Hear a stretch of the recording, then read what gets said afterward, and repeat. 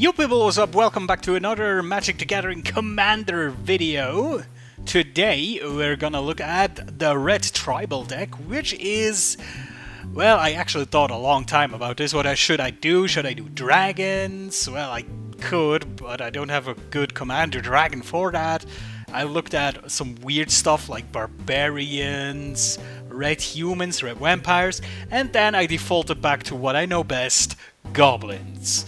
So there's a special thing with this Goblin Commander deck, because in my play group we already have a player who has a mono-red Goblin Commander, and so I wanted to do something different. He plays a Krenko Commander deck. So Krenko, of course, is the guy that can double your goblins every turn, which is pretty sick. So I wanted to do something else, another commander, but also a strong one, a cool one, an interesting one. And we decided, or I decided, to go with Zada, Hadron Grinder, because Zada is awesome. And I think it's a she, right? Zada is a her, if I'm not mistaken. Well, anyway, Zada, Hadron Grinder is a Goblin, a 3/3 legendary Goblin ally. The ally part is not that important, but you could model the deck a bit more after that if you wish. She costs 3 colorless mana and a red one, and the ability she possesses is super interesting. Whenever you cast an instant or sorcery spell that targets only Zada, Hadron Grinder, copy that spell for each other creature you control that spell could target. Each copy targets a different one of those creatures. So, let's just make an easy example. Let's say you play, I don't know, a Giant Growth. I know that doesn't make sense with this deck, but just go along with me. So you play as Giant Growth on Zada. Makes her +3/+3. Now you copy that Giant Growth for every other creature you control that it could target. Meaning every creature that does not have Shroud or does not have protection from green, anything that it can target. Right? And then you copy that spell and play it on each one of those creatures. So all your creatures get +3/+3 for 1 mana. Sweet. Obviously this only works with your spells, because there's a card that does the same thing but with all spells. I think it's called the Mirror Wing Drake, and that is of course very dangerous, because enemies can play like lightning bolts or fireballs onto that thing and kill your whole board. But with Zada it's only your spells, so you're safe from that. So what this deck is gonna do is gonna pump out a lot of goblins and then dump a whole bunch of pump spells into Zada and just overrun people. So again, once more, one of my tribals turns out to be an absolute beatdown deck with not that much of finesse. Who would have thought? Alright, let's go into this and see what kind of creatures we got. Unsurprisingly, we got a ton of creatures. First off is the Beetleback Chief, a very sweet goblin card. It costs 4 mana, which I think in normal goblin decks it could be a bit iffy. It's a bit late, but in commanders it's fantastic. It's a 2/2 goblin, and when it comes into the battlefield it creates 2 1/1 red goblin creature tokens. So it's 4 power, and most importantly for Zada it's 3 creatures in 1. So it produces 3 creatures, which is better than 1 big one in this deck. Next up we have the Goblin Chieftain. 2/2 goblin, which has haste and gives other creatures you control, that's interesting, other goblin creatures you control obviously, +1/+1 and haste, which is very important as well. Goblin Dark Dwellers. There are 4/4 goblins. They're actually quite strong for some reason. I think there's the strongest goblin base stat line in this deck. Yeah, it is. And they have menace, so they can only be blocked by 2 or more creatures at the same time. And when Goblin Dark Dwellers enters the battlefield, you may cast target instant or sorcery spell card with convert mana cost 3 or less from your graveyard without paying its mana cost. And then the card goes to exile. So basically this takes advantage of Zada's you know, spell slinging, so to speak. So you pump up a lot of spells and then play this, and you can play 1 spell again, and it's just it adds on, so to speak. And then we have the Goblin General. When he attacks other goblins you control, get +1/+1 until end of turn. It's nice to have. The Goblin King, which of course, the card that I have is still a Lord, but obviously this has been oracled to being a Goblin as well. And it says other goblins, creatures you could control get +1/+1 and have Mountain Walk. Actually, it's just other goblin creatures, I just saw that, Jesus. Alright, so playing against other red decks will be a joy with this guy. It's a must kill whenever he's out if you are playing a red deck, so that's nice. Then we have quite an old card, Goblin Matron. I really like her. She is a 1/1 goblin, which technically is not very good, but when it comes into play you may search your library for a goblin card. If you do, reveal that card, put it into your hand, shuffle your library. So you can get key cards out of your deck with this one. And it's an additional body for Zada's weird magic screwy abilities, you know? So that's always nice. Then of course legendary Goblin Piledriver. This is such a good card. It's responsible for turn 2, turn 3 kills. In Goblin decks, it's super cool, and it has protection from blue, which actually in Commander sometimes comes in very, very handy. I mean, if people are gonna screw with you, it's mostly the blue players, isn't it? And of course, whenever Piledriver attacks, it gets +2/+0 until end of turn for each other attacking Goblin. So, strength of the masses. Then we have the Goblin Rabble Master. You have to be a bit careful with this one, because if you play it, it basically means you have to go. Because its ability says, other goblin creatures you control attack each turn if able. So there's no more defense if this guy is out. And at the beginning of each combat on your turn, create a 1/1 red goblin creature token with haste. So you get more goblins. And when Goblin Rabble Master attacks, it gains +1/+0 until end of turn for each other attacking goblin. So it's a mini Piledriver, so to speak. And it creates more goblins, which is nice. Then again, such an old card. I'm so happy I found this in my pile of cards, because I knew I had it somewhere. The Goblin Recruiter. It's grand. When you play Goblin Recruiter, when it comes into play, you search your library for any number of goblin cards. You choose, you get these cards, reveal them, and then shuffle the rest of your library and put the chosen cards on top of the library in any order. So basically, as soon as you draw this and you feel, okay, I have enough lands, I have all my spells that I need, now I need, I don't know, 3, maybe 4 key cards. Just play them, get those cards, put them on top, you're ready to go. You can set up a long-term game plan with your goblin creatures, and it's absolutely fantastic in my opinion. And it only costs 2, that's nice. Then classic Goblin War Chief. I mean, the costs 1 less to play is probably not that relevant. I like the haste part though. Then the Goblin War Driver. It has Battle Cry. Whenever it attacks, each other attacking creature get +1/+0 until end of turn, which is nice. Grenzo's Ruffians, which is a cool name for a card. They have Melee, which is a ability from the Conspiracy set. And it says whenever this creature attacks, it gets +1/+1 until end of turn for each opponent you attack with a creature in this combat. So if you spread your goblins out, this thing gets stronger. It's a nice side effect, but the coolest effect comes now. When Grenzo's Ruffians deals combat damage to an opponent, it deals that much damage to each other opponent. So just imagine pumping up this guy like crazy to lethal damage. Let's say you go crazy, put him up, I don't know, 30 damage. It's possible technically with this deck if you do it right. And then you attack all players, and this guy goes against somebody who has no defense, and then you just wipe the whole board. That's of course the dream, and it might get bolted or killed before this happens, but still, it's such a cool card. Then we have Grenzo himself. This time it's Grenzo the Havoc Raiser. And whenever a creature you control deals combat damage to a player, you choose one thing. You either goad target creature, which means it must attack. I'm just thinking about it. It must attack you until your next turn, or is it must attack? Let me just check that for you, actually.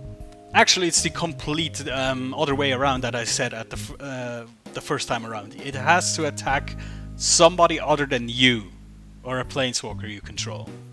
So that's interesting. It creates politics, which I always love. Or the other thing you can choose is to exile the top card of that player's library. Until end of turn, you may cast that card, and that's the important part for Commander. You may spend mana as though it were mana of any color to cast it. This gets around your color ID. You know, the color that normally you wouldn't be able to generate mana that is off color of your identity, but with him it's possible, so that's nice. Then Gutter Snipe it fits very well with the instant and sorcery heavy spell deck that we run. It's very creature heavy, but it also has a ton of instants and sorceries. And whenever you cast one instance or sorcery, this thing deals 2 damage to each opponent. So when you unleash with 4 or 5 instants and sorceries one turn, you're basically gonna deal like 10 damage to all people as well. So you're really gonna toss out all the damage. Next up we have Krenko, the Mob Boss. This is the commander of one of my friends' commander deck. He works really well, as you might imagine. He just comes out and you must get rid of him, otherwise he will just create a board that is too much to handle. Same thing applies here. I mean, he's not a commander, but if he comes out, you must get rid of him or you're dead. Then we have the Legion Loyalist, which is basically the Raging Goblin on steroids. So it's haste and it has Battalion. Battalion, of course, is whenever this thing and at least 2 other creatures attack, and when it does, creatures you control gain first strike and trample on the end of turn and can't be blocked by creature tokens this turn. So there's a lot going on there. The most important thing is first strike trample. I mean, the token thing might come become handy in certain commander decks, but most of the time probably won't. Mock Flunkies. I just like Mock Flunkies. They're a goblin that costs 2, it is a 3/3. It's a solid body, and I didn't have any other interesting goblins to put in, so he goes in. Then the Mock War Marshal. When it comes into play, or it dies, it creates a 1/1 goblin. So out of this card you potentially get 3 goblins. 2 when you play it, and if it dies you get another one. So that's pretty nice. More bodies for Sada to cast spells on. Then the Rust Razor Butcher, which is kind of an interesting card because it's a 1/2 goblin with first strike and Wither. Wither is like the younger brother of Infect, so to speak. It as Infect, if it deals damage to a creature, it puts -1/-1 counters on it, but if it deals damage to players, it's normal damage. So it's Infect for creatures only, so to speak.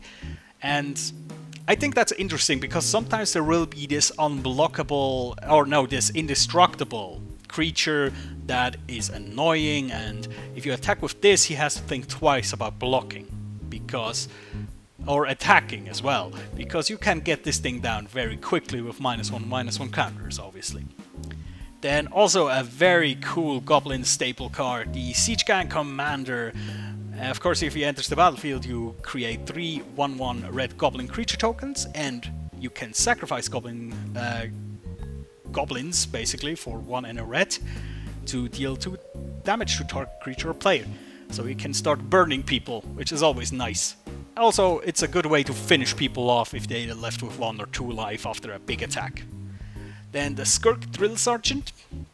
Whenever the Drill Sergeant or another goblin is put into the graveyard from play, and that's interesting, it's from a graveyard, so it can be opponent's goblins for all you care, which would be interesting in our group if we ever have a Goblin Mirror. That would be fun. If that happens, you pay 2 and red, and if you do, you reel the top card of your library. If it's a Goblin card, put it into play, otherwise into your graveyard. And this has, of course, a lot of synergy. For example, you get the Goblin Recruiter out, you put all your things on top, play Siege Gang Commander, start to fling Goblin tokens and replace them with bigger goblins, which is always nice, you know.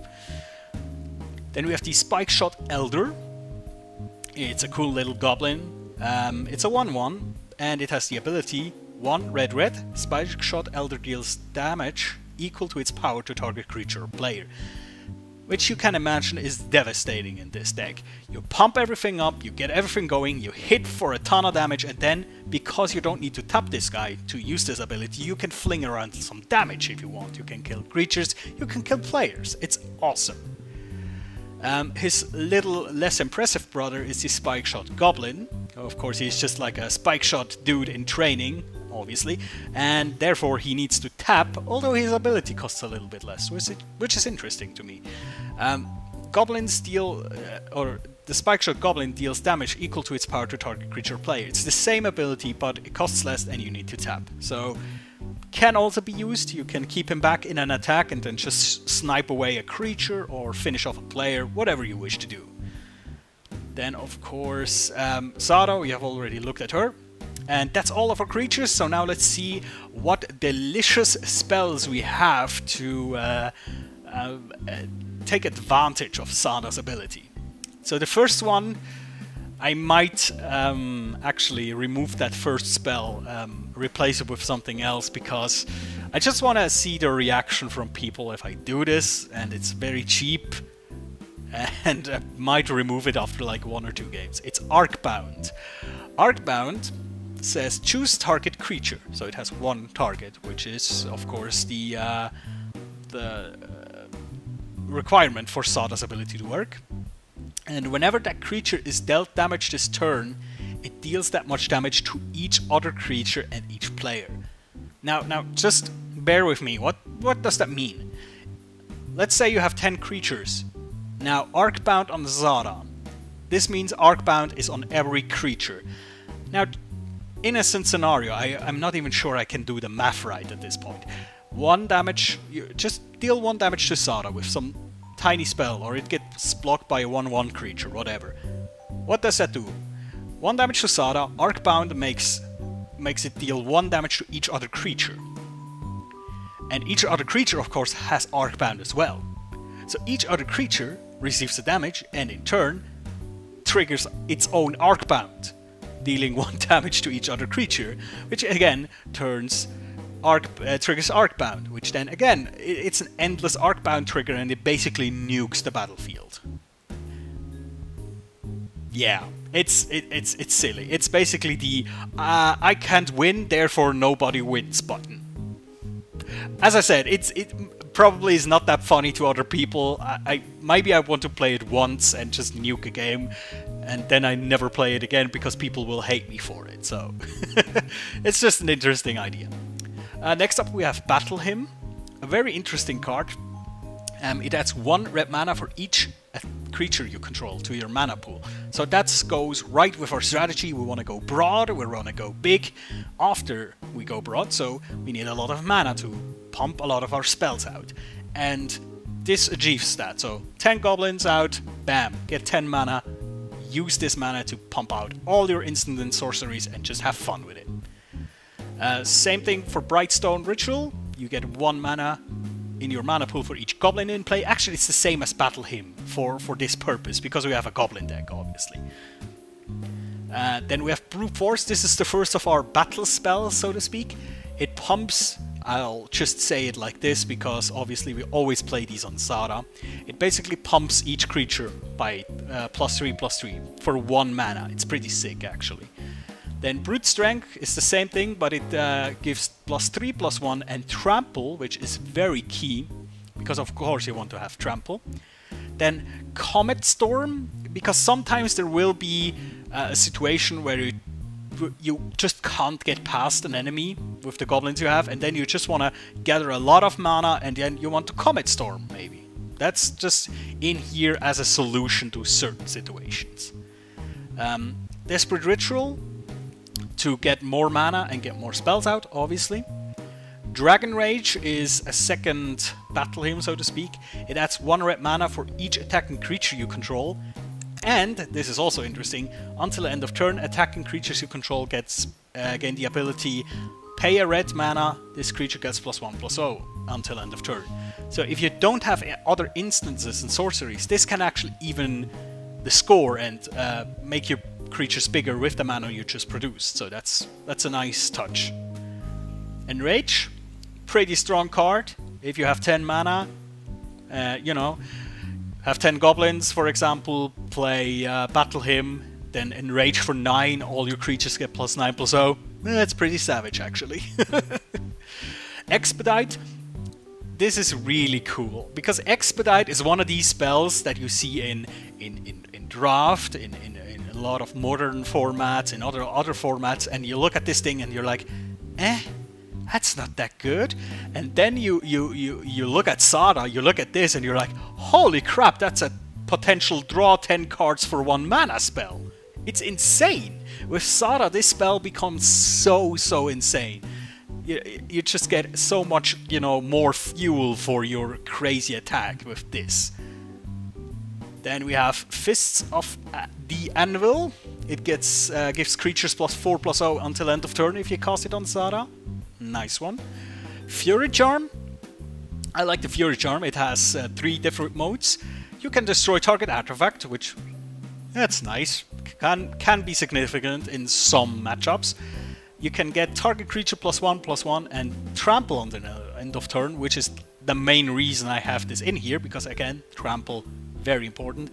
The last mode will probably never come into the game for me, but you can remove time counters from target permanent or suspended card. I don't know. I don't see the situation where this becomes useful, because I don't have suspend cards. And most other suspend cards that your opponents play, they want these things to come in, so yeah, there you go. And then just for the lulz, you know, just for fun, because I always put stupid things in my deck. Glorious End. That's actually one of the only ways you can avert a Arcbound meltdown. That could actually be a funny thing. You go Arcbound, I kill everybody, and everybody's like, no, and then, yeah, Glorious End, just kidding, haha. That would be really interesting, actually. Alright, next up we have Panic. And this is, I really love this, because Panic is technically a spell that you would cast on your opponents, because what it does is, you can play it during combat before blocks are declared. And that sentence alone tells you this is a very old card, because why would you word it this way? And the effect is target creature cannot be assigned to block this turn. Alright, so obviously you want to play this on your enemies, right? Yeah, normally. The second thing on this card is draw a card at the beginning of the next turn. So what do? Yeah, we go into combat, cast it on Sada in my turn when I am attacking, obviously, and I don't need to block anyway. So yeah, okay, next turn I draw 10 cards, thank you very much. Sweet! It's so cool. I love cards that you can use in this alternative way that were not thought out. They were not thought out with this use case in mind, and it's lovely that you can use these cards for that, actually. Then we have Poetic Ritual for more mana, obviously. Ricochet Trap, because I like to screw with blue players. So basically it changes the target of a target spell with a... it's so weirdly worded. Change target of target spell with a single target. There we go. And it's a trap card, so it has a condition that makes it cheaper, and the condition is an opponent casts a blue spell. So yeah, if somebody wants to bribe you, for example, or bribe somebody else, it doesn't even have to be you, but you can just steal his bribe, basically, or you can make him bribe himself. You can, you know what I mean? It's so funny. You can do interesting stuff. You can use his counter spell to counter one of his spells, and it's just a fun little card. Rush of Adrenaline, +2/+1, and Haste and Trample. Again, Trample, super important. We want to have this, so thumbs up for Rush of Adrenaline. Slaughter Cry, +3/+1 and +3/+0 and First Strike. First Strike also very good. Trample is better, First Strike is okay. And then here is the next card which is not planned to be used in this way we're using it. It's target creature can't block this turn, draw a card. Obviously, your turn, or end of your turn, or end of an opponent's turn. Yeah, stun Sada, ha ha ha, I draw now 1,000,000 cards. It's super fun. I love these cards. And then the last one is Titan Strength, +3/+1, and Scry 1. Sadly, it's only Scry 1, so if you found your favorite card, you cannot use the other Scries to get more interesting stuff up to the top. But still, if you can use this and then Scry 7 times, it's pretty fun. Then we come to the sorceries. They're a bit less flexible, obviously, but they're still pretty good if you can put these on Sada, most of them. You have Assault Strobe for double strike, which hurts like hell in this deck.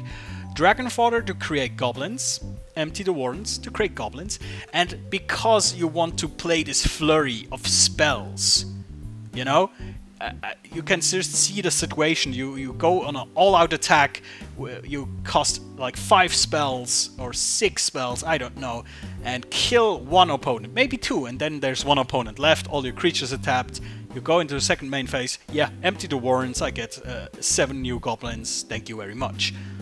Yeah, stuff like that. It's pretty cool. Fit of Rage. Target creature gets +3/+3 and gains first strike until end of turn. Sweet. Goblin Rally. 4/1/1 red Goblin creature tokens. Goblin War Strike, because I love Goblin War Strike. Deals damage equal to the numbers of goblins you control to target player. It's a sweet burn spell, and I love the flavor text. Fire, aim, ready. Classic goblins. Then we have Hotaling Outburst, that's 3 red 1/1 creature goblin tokens. God, English is hard today. Infernal Plunge, I'm not a big fan of this, and just as a heads up, this does not trigger Sada. If you play this on Sada, or so to speak, you sacrifice Sada, that's not a target. That's an additional cost, so that does not trigger a Infernal Plunge, and you don't get to sacrifice each creature and get a gazillion mana for your Meteor Storm. That's not how it works. But sometimes you just want to get that little bit more mana. That's why this is in here, basically. Inner Fire, it adds 1 red mana to your mana pool for each card in your hand. That's just because I have Stun and Expedite and all these funny things, and you know, you want to go off, obviously, so that's why this is in here. Make Mischief. This is a really interesting card, because I was breaking my mind to figure out how I could use damage spells in a way on Sada that it would affect my opponents, and obviously Arcbound is one of the things, but I was like brewing so hard if I could use Harmless Offering and something, but it never worked out, and this is the only damage spell that I found that actually makes sense if you cast it on your guys. Basically you want to pump your guys up a little bit so they don't die, and then you play Make Mischief on Zada. So you deal 1 damage on Zada, obviously copies for everybody, you deal 1 damage to each of your guys, and then you put a 1/1 red devil creature token onto the battlefield that has the ability, when this creature dies, it deals 1 damage to target creature or player. Sweet, very sweet, because you just get an army of devils, and when somebody wipes the board, you're gonna get a lot of damage to deal. That's it's just an interesting, and it fits the name of the card very well. It's Mischief. Renegade Tactics, this is another one of these cards that is not meant to be played like this. It's, again, target creature can't block this turn, draw a card. Yay, thanks for red card draw. I always love like cards that let you draw 7 or 8 cards for 1 mana. So, thanks, Wizards of the Coast. Seismic Spike. Somebody once said Land Destroy is Red's ramp. And I agree with that, but I don't want to put in too much because it annoys people, so this is the only land destruction I have in here. It destroys target land and adds 2 red mana to your mana pool, giving you an advantage, you know? Then Survey the Wreckage. Oh no, that's actually... oh god, I lied. It's the other destroy target land spell, but again, there's a second part to it. You put a 1 red 1/1 goblin creature token onto the battlefield. So hey, I have an excuse to destroy your stuff. Then, this is somehow not really part of the concept of this deck, but I just thought I want to have one like traitor effect in here, so I can get something. If somebody has a super awesome creature, something that really is screwing me, then I want to get this. So Traitorous Blood, you gain control of target creature until end of turn, it gains trample and haste until end of turn. So you can swing for pretty much damage if you do that. And last but not least, one of the most broken cards for Zada, in my opinion, it's Twin Flame. Twin Flame obviously comes with the Strife keyword, which means you can cast 2 and a red for each additional target beyond the first you want to cast this on. But obviously, we're not stupid, we're only gonna choose one target, and that's Zada, and then we get a copy for free of each for each of our creatures, so smart. And what does Twin Flame do? Oh, it just it copies each creature, basically. The text says, choose any number of target creatures you control for each of them. Put a token that's a copy of that creature onto the battlefield. Tokens have haste, exile them at the beginning of the next end step. So cast this on Zada and only Zada, because then it has only that single target, even if it's worded as any number of targets. If it's only that one target, it's fine. So you basically double all your guys.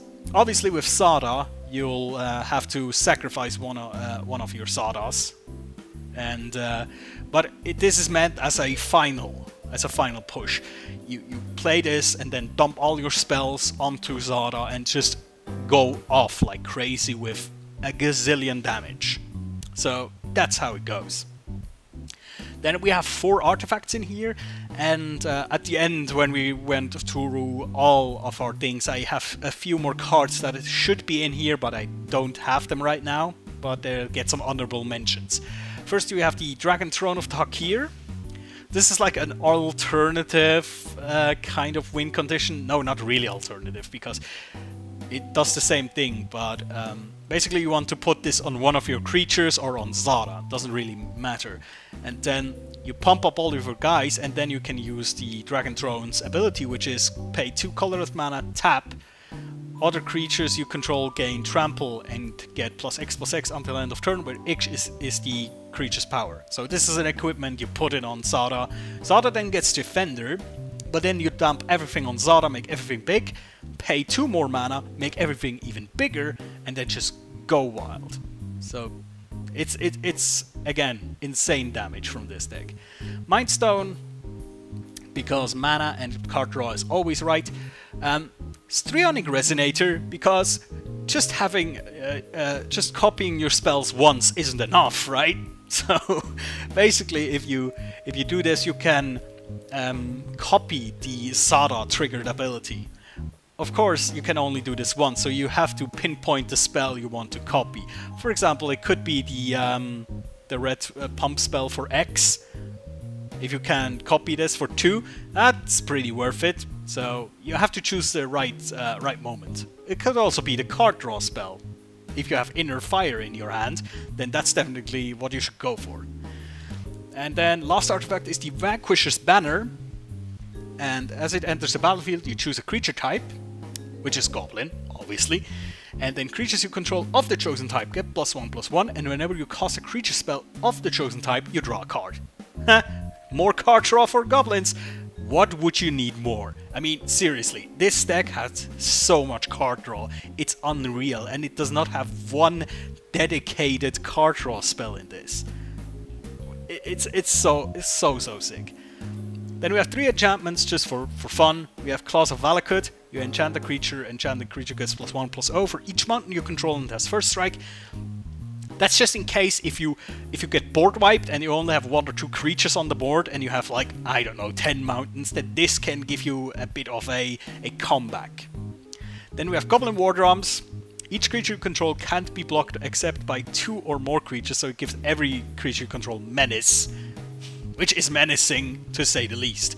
And Quest for the Goblin Lord, I mean, yeah, why not? It gives your goblins +2/+0 once you have, what is it, 5 quest counters? Yeah, 5. And every time a goblin enters the battlefield under your control, you put a quest counter on this, so it happens quite fast. And for lands, we have one special land, which is the Desert of the Fervent, which is a mountain with cycle, basically, which is nice, and then 33 mountains.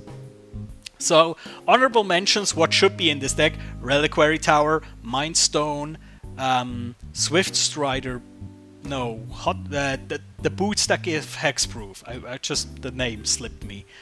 Because at the moment I have no way to protect Sada, and that would be very important, of course. But I don't have the boots, so right now that's what I have to work with. And I'm not the guy that puts that makes like the optimal deck and then goes out and buys all the cards. I use what I have. That's why I put in mock flunkies. All right. So as you can see, this deck is absolutely crazy. It deals a ton of damage, and it will run you over if you dare to blink. You know, if you don't pay attention, you look away for a second, and then 10 goblins are gonna run you over with 50 plus damage. That's just what's gonna happen. On the other hand, if this deck runs into heavy mass removal, yeah, that's it. If this deck runs out of goblins, then there's no way for you to win. So you have to really, you have to feel how the play is going. If the board is already at the edge of being wiped, then you shouldn't probably draw out your Beetleback Chief and your Siege Gang commanders. That's a dumb thing to do. You wait. You have a little team like 5 goblins maybe, and you know, threat. You put a little threat out there that they eventually will have to wipe, and then you go big.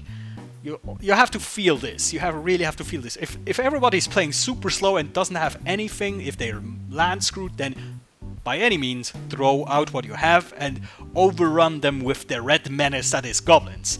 But yeah, you really have to be careful. If you throw out all your spells, if you expedite and copy expedite and then play 40 freaking instants and sorceries, and then somebody's like, yeah, I'm gonna wipe the board, GG. Yeah, then it's GG. Then you have spent all your cards and basically achieved nothing. So as easy and simple and straightforward this deck looks, you have to pay attention. You have to be on point with when do you go. So I think it's an interesting deck. It's fun, it's volatile, it's wild, and it's goblins in a nutshell, right? So I hope you like this deck. Next week, hopefully, no, the week after next week, what are we gonna do? Black or green? I think we're gonna go for green. I wanna save black for last because I like black as a color. So next time we're gonna look at the green deck. As always, if you have an idea what I should do or what I will do, write in the comments what you think the next tribal is gonna be. So yeah, guys, I'll see you next time. Take care.